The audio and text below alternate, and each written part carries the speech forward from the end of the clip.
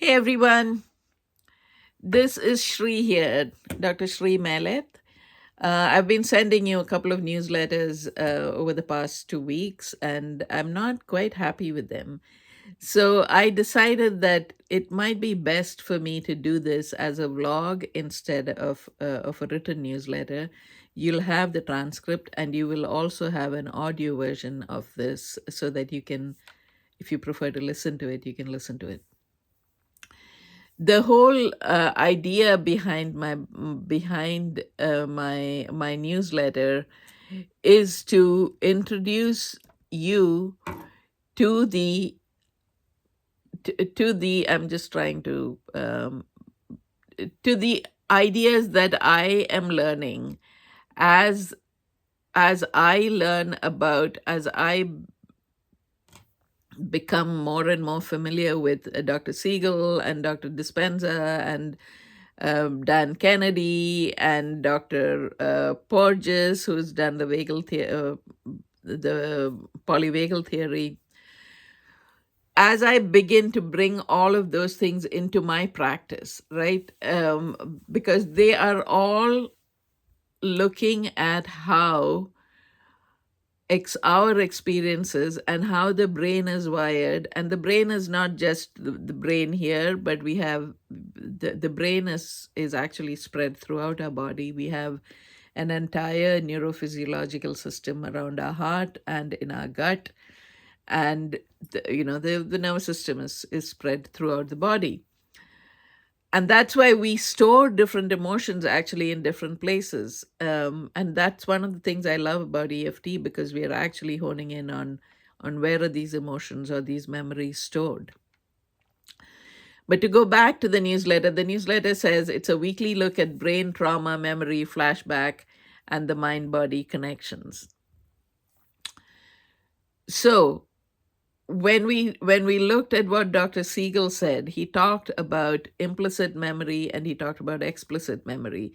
He told us that implicit memories start being laid down in our system from the third trimester of pregnancy and all the way throughout life. The hippocampus begin to make connections between the different parts of the brain to make sense of these memories and experiences that we have around the age of 18 months, 18 to 2 months. Before that, everything that we learn goes in as if it is the truth, because there is no discernment.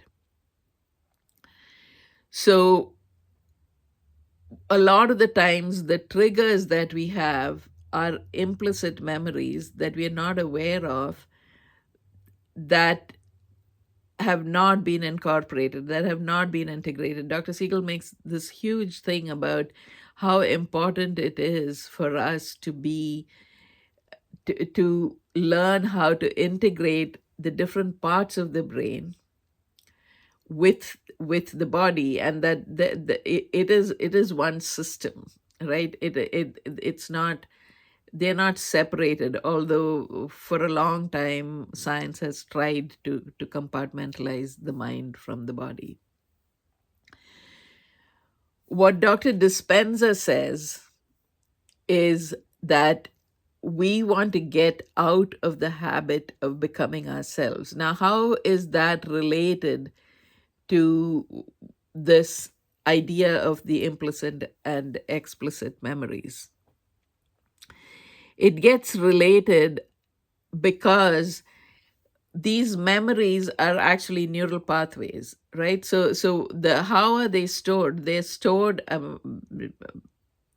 as electrical connections that are created when we have these experiences. And sometimes, and when we are able to bring in, when we're not under stress, and when it's a pleasant experience, and we are able to bring in all aspects, all sides of the brain, and make those connections with the body, they can become integrated experiences and memories, which we can make sense of. They may still make us feel sad or angry or um, not good, but they are memories and experiences that we can make sense of.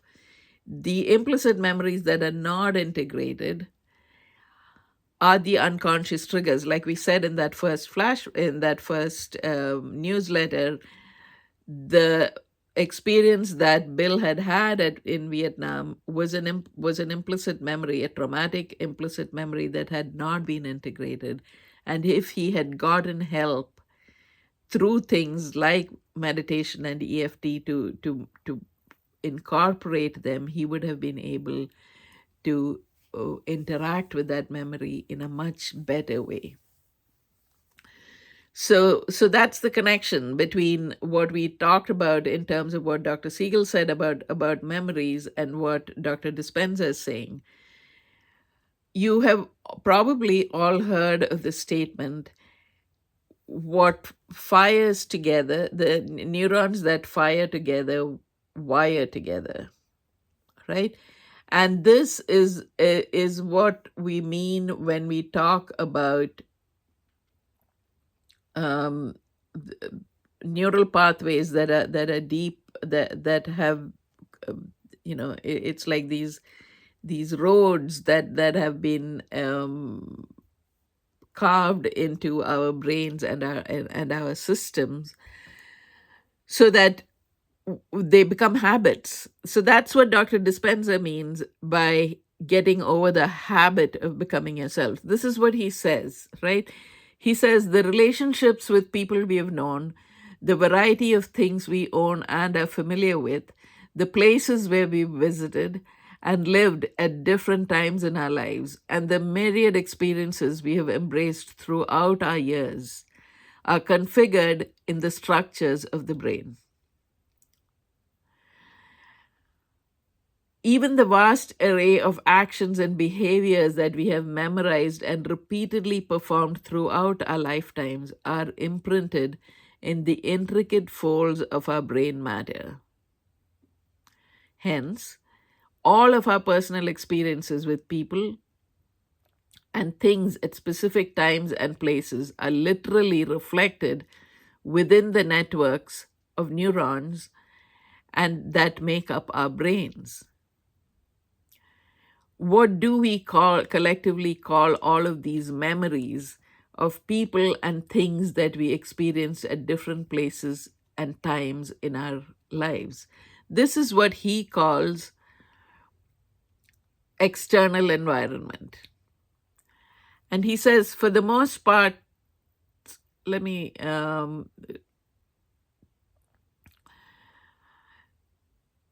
second. And then what he says is that because we are automatic, right?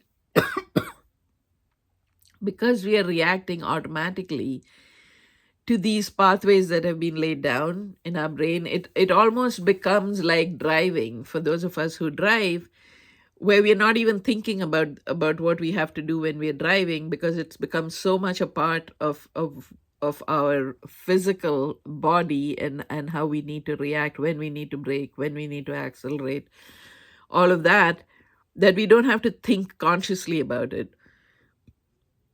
But the point is that it is the same way in which our interactions with other people in our network, the way we react to something in our environment, the way we react to time,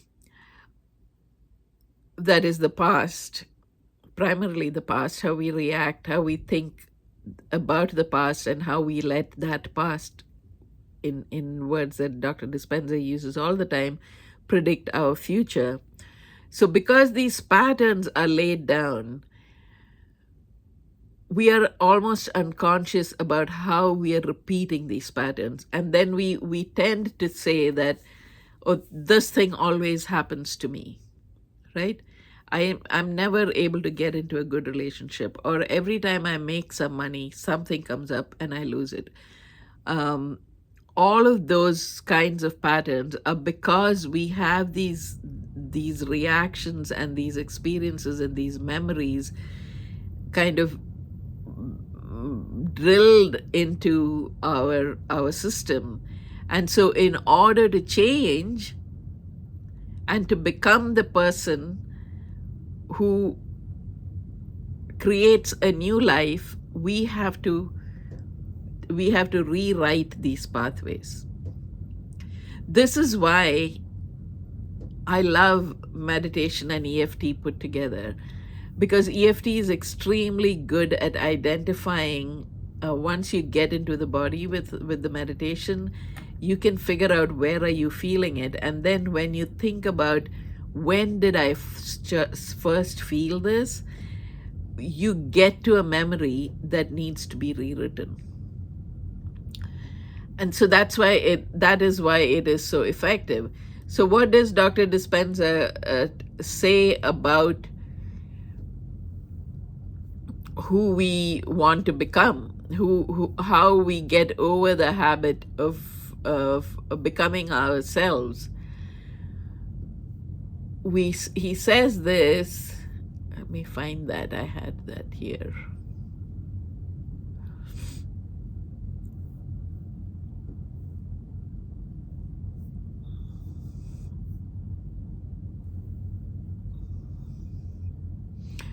He talks about how we need to be this new person, right? We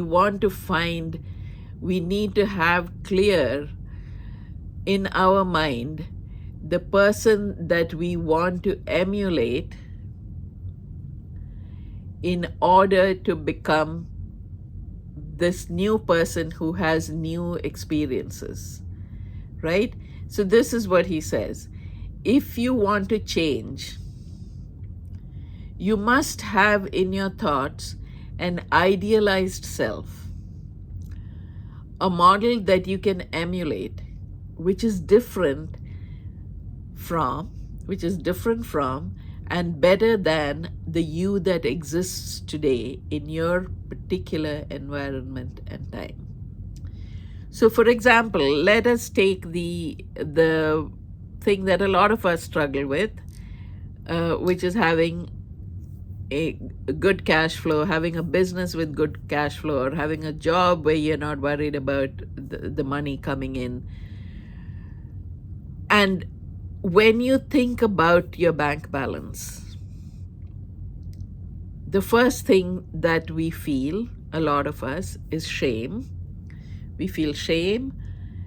We feel stress. And what does stress feel like? It feels like, for me, it feels like the heart tensing up. It feels my heart rate goes up, my breathing becomes shallow. So there's the physical reaction to this thought. Remember, we are reacting to the thought. There is no real danger, but our body is already in fight, flight, freeze mode when we think about our bank balance, because we feel that we are not safe. And there is no denying that in the world that we live in, money is an essential thing to have, and enough money is an essential thing to have. But the point that a lot of the people who talk about manifestation and what Dr. Dispenza talks about is that you can't create the person who is abundant from this point, this environment and time in which you are feeling the guilt and the shame and the worry, and because you're not even able to think creatively when you're in that fight, flight, freeze mode. So what we want to do is we want to identify who you would be if you were abundant. What would that feel like? What would that relaxation, that sense of freedom, that sense of I did it, I deserve this, I did it, I deserve this. That is what this person would be feeling, and you can't create that person from this sense of lack, right? And this is all the reason to say this in terms of manifestation, but also bring in how the memories and the neural pathways have been laid down is because we now know that the brain is neuroplastic, right? We know that we can change these neural pathways. And so it is possible using techniques like meditation and EFT to rewrite these pathways, to recreate them. So if you were a client of mine, what I would do is I would say, okay, think about this. You're feeling stressed. What are you feeling? We would give it a rank between 1 and 10. How bad is it? And then I would tell you to say, when do you first remember feeling this? Why are we doing that? We're doing that in order to unearth the memory that is the basis of this neural pathway that is creating this tension and this stress and this worry within you. And then we can use the tools like EFT to kind of untie the connections to that memory, and then create a new memory that you can step into, right? So that is the reason to learn about the fact that this is how the brain works, and this is how all of these things are kind of I want to say typed in, written into our nervous system throughout the body, is to know that we absolutely have control over this. I also, another thing that comes up for a lot of us, definitely for me as a Hindu, is this whole idea of karma, right? And there is a it's such an ingrained belief. It's the same thing, for example, with Christians, when you are told from the beginning of your life that you are a sinner. So there is this idea that maybe we don't deserve to have a better life because of something that we've done, because of something that is. And part of that is that in these implicit memories, we know now about epigenetics, and we know that there are that stressful thoughts, stressful reactions are actually transmitted from generation to generation. So when we talk about intergenerational memory, for example, if women have been told all throughout all the generations that we've lived through that it is not safe to be seen or heard or loud or bold, that is a very deep memory that we have in our genes.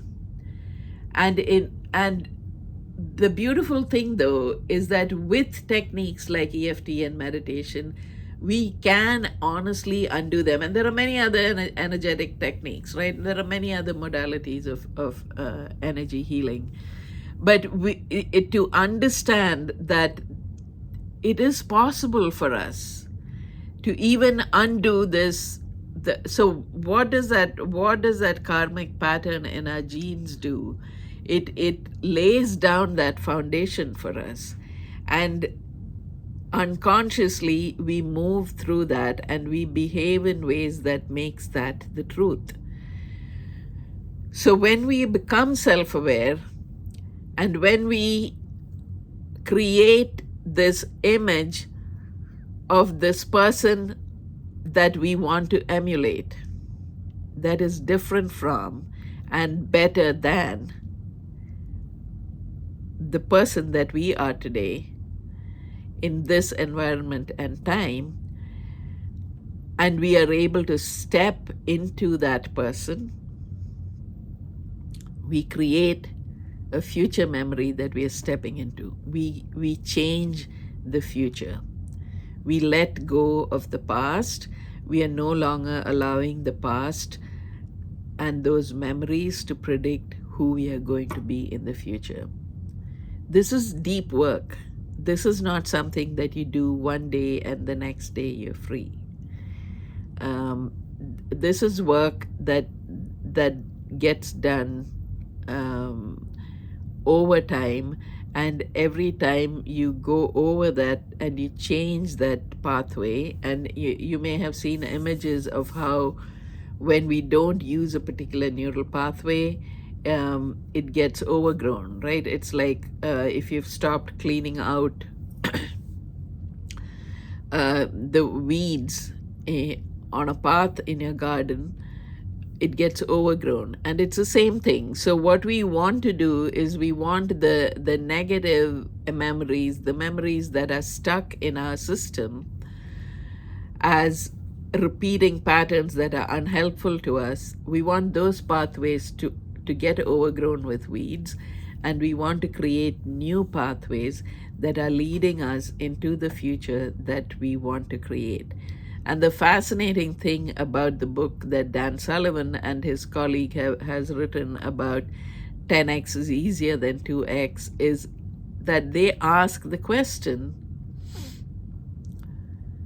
who do you have to be in order to 10x? Right? So the idea is that in order to become this person who 10x is their business, you have to change. You have to get over the habit of becoming yourself. And so it's just, for me, the most beautiful thing that these seemingly unconnected books actually bring together everything that we need in order to become successful entrepreneurs, successful human beings who care and interact with each other in a loving, caring way. And I hope this is useful. I'll put links to the books in the newsletter. And as I said again, this will be a video. This will also be there'll also be an audio and a transcript. So hopefully all of that together will work to give you this unbelievably hopeful information about how we can change who we are. God bless. See you next week.